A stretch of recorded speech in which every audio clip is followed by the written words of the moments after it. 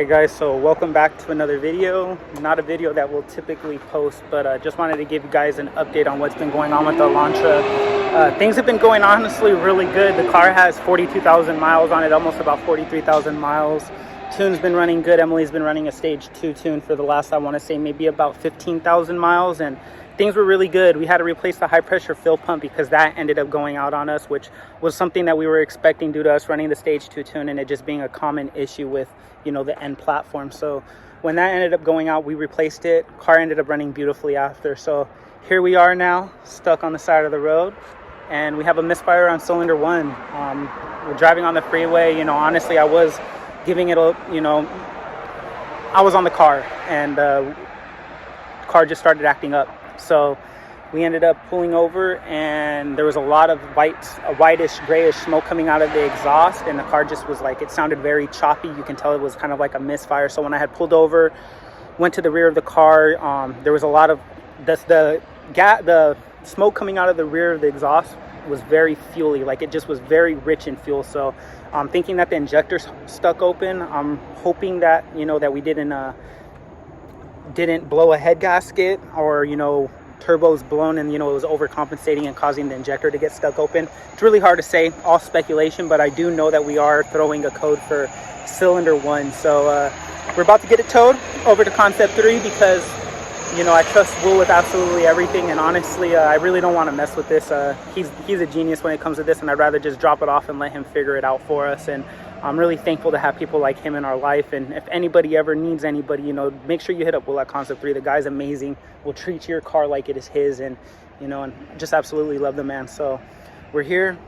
Emily's working in the car right now from home, and yeah, so we're gonna see, waiting for the tow truck. We've been here for about 30 minutes, and the tow truck should have been here. I mean, it should be here within the next, you know, 30 to 45 minutes. So we'll go ahead and see, and we'll keep you guys updated on what's gonna go on. You know, if it is a blown turbo, then honestly, I think it's gonna be maybe time just to, you're gonna fork out the money for a blown turbo, you might as well just do the upgraded one. So we're gonna have to see what ends up going on with this, but, you know, sucks to see her down. It's something that happens with the car game, as mad as I could be at myself, you know, for, oh my gosh, I shouldn't have been driving the car like that. You know, this is what we have the cars for. This is what we enjoy them for. And if something goes wrong, you know, be mad at yourself. But at the end of the day, I mean, this is kind of what you should be expecting. So still love my 6-stage 2 tune on the Elantra N, and I love my stage 1 Veloster N tune. I can't wait to go stage 2. And, you know, if an issue like this happens on my car, you know, it is what it is. You know, it's all part of the game. So we'll let you guys know what happens, and we'll keep you guys posted.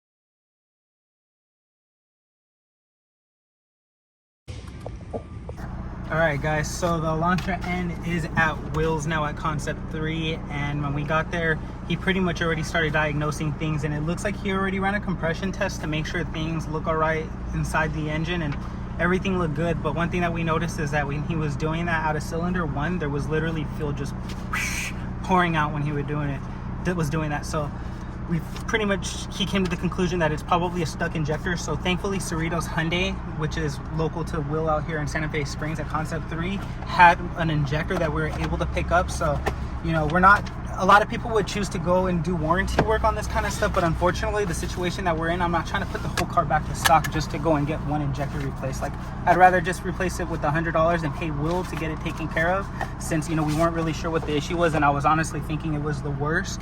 So it really wasn't that bad, you know, for us just to fork that out. So, I mean, I know some other people may feel differently. By all means, I mean, put your stock parts back on and then get the warranty work done. But for anybody who feels the same way as us, I mean, you know, if you have a reputable shop, or if you know how to do it yourself, you know, you're not in a bind like us where we work the next day, you know, we're going out and this had happened. So I really thought, like I said, it was the worst, and I'm really thankful to have somebody like Will that can just right on, as soon as we take it there, I mean, literally within 10 minutes, he was already done doing compression testing, and then already had the spark plugs out. So I mean, the guy's a genius, so I would never mind taking it to him. So really thankful that we got the part. So we're gonna head back over to Will's right now, and, you know, fingers crossed that that's the issue. So we'll let you guys know.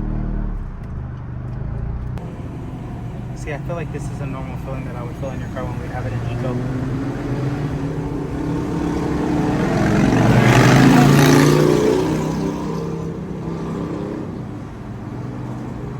mean, a little bit.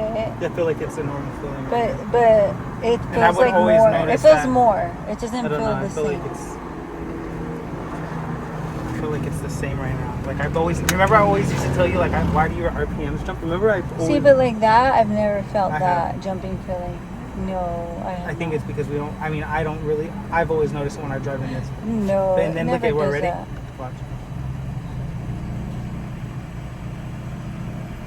It's gonna go away. No, but even the exhaust tone doesn't sound the same as normal. It's different. Like that noise? Yeah. It's not normal. I'll update when we get back. Over there, okay? And 2 wheel of it advancing timing like that? That's at 2%, 1%. 1% throttle. Advanced timing. And then every time it pops. At idle, right? It goes about 10 degrees. You're gonna see it pop. Gonna get that hiccup right there, huh? The little pups, the softer ones are 5 degrees, and then the louder ones are 10 degrees.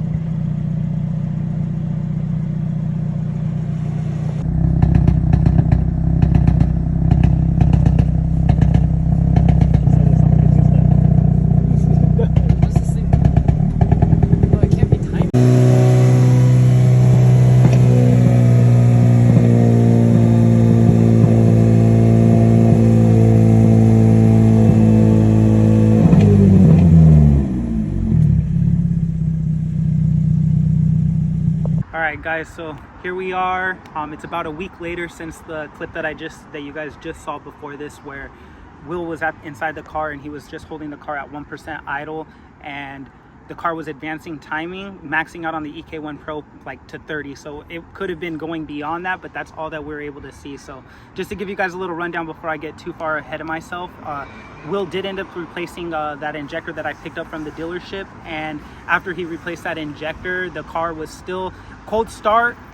Car was perfectly fine. Once it started warming up, started putting out a little bit more of it was just like a white grayish smoke, and it smelled like unburnt fuel still. So Will came down to the conclusion while we were talking that it was just best for us to replace all the remaining 3 injectors and go from there, because I really didn't want to put the car back to stock to try to have a dealer warranty the issue. So we left the car with him, and as you can see, we didn't feel comfortable driving the car home with it.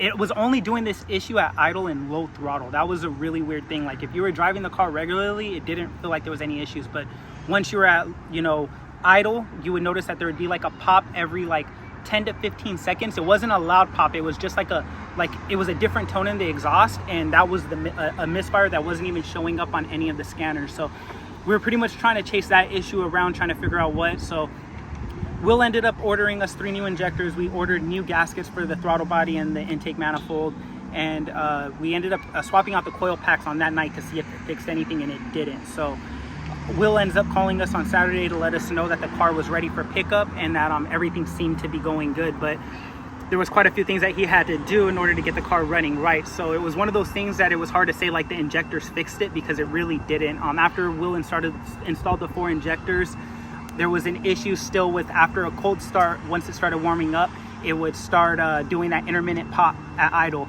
and still smoke coming out of the exhaust. So when Will ended up pulling the intake manifold off to check the valves, he ended up noticing that cylinder 1, the valves near cylinder 1 and then the valves on cylinder 4, they were really heavily carbon deposited. So we needed to do a carbon cleaning on the valves, and then he also did a seafoam treatment for us. So after he did all that, the car's been running really good. We're a week out later.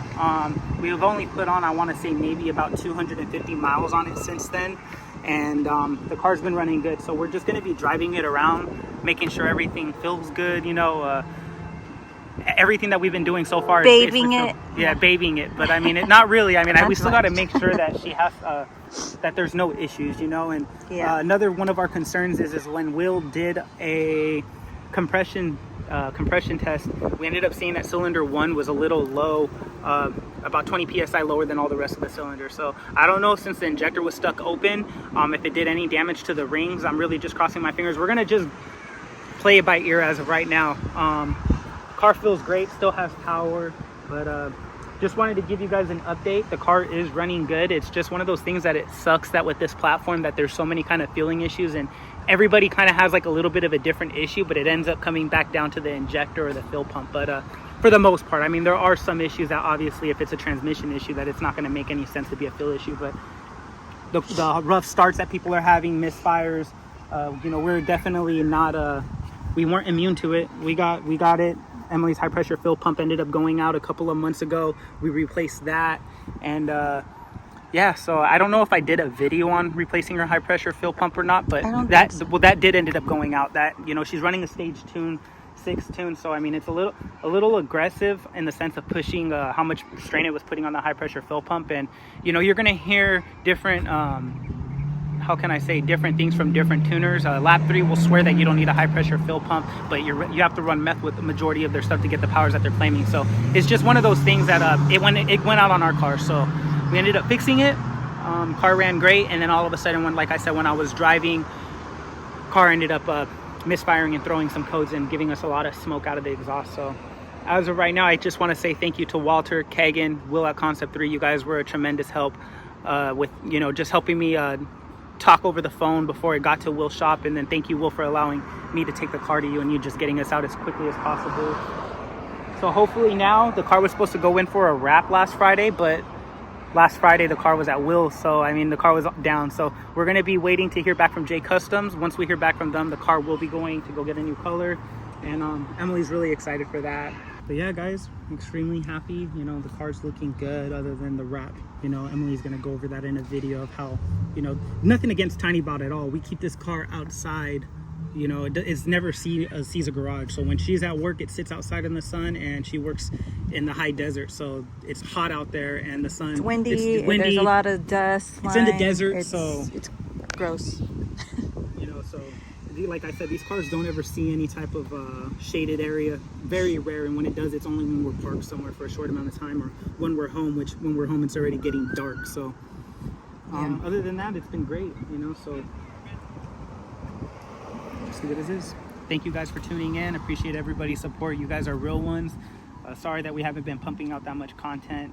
Life kind of caught up to me. No excuse, but you know, my grandpa just passed away about 4 months ago, and that's been kind of hard on motivation. I even really want to do anything besides just chill with family and loved ones, you know. So we're gonna be back on our grind, and hopefully you guys enjoy the content that we're putting out. If you guys have any questions, or if you guys have similar issues, don't hesitate to reach out. You know, if I don't know anything, I'll try to find somebody that does to point you guys in the right direction, because I mean, I don't know everything when it comes to this kind of stuff. I barely know anything, so it's really good to just have a good network of friends to where you guys can talk back and forth and whatnot. So hope you guys enjoy the rest of your day, and thank you.